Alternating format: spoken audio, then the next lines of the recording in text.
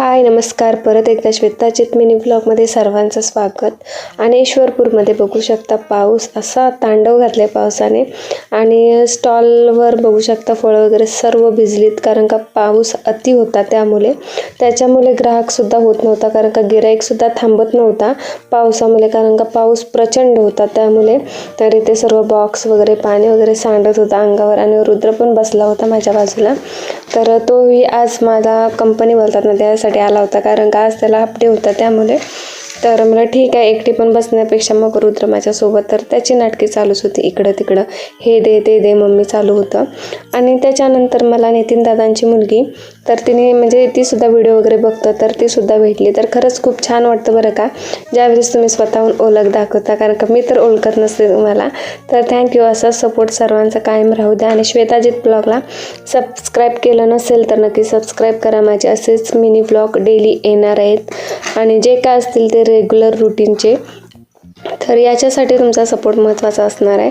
तर इथे बघू शकता पाणीच पाणी झालं आहे, कारण का पाऊस थांबतच नव्हता, कंटिन्यू 2 ते 3 तास पाऊस चालूच होता। आणि यांचं काम होतं टेम्पो ऑइल बदली करायची होती, त्यामुळे ते घेऊन गेले होते आणि माझं मग मी हँडल करायला थांबली होती। तर पाऊस एवढा लागला होता की गिराईकच नाही, तरी पण ठीक आहे एखाद्या वेळेस चालतं तेवढं। आणि त्याच्यानंतर ते आले, मग आम्ही निघालो घरी।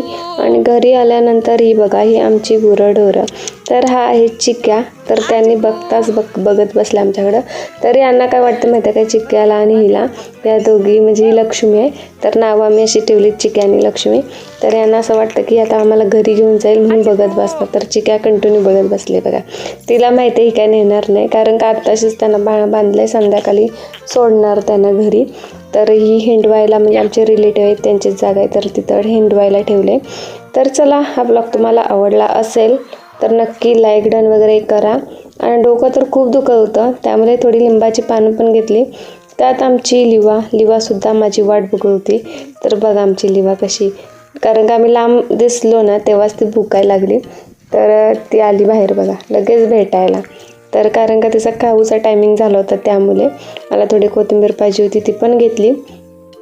तर चला, हा ब्लॉग एंड करते आणि आवडला असेल तर लाईक डन करायला विसरू नका।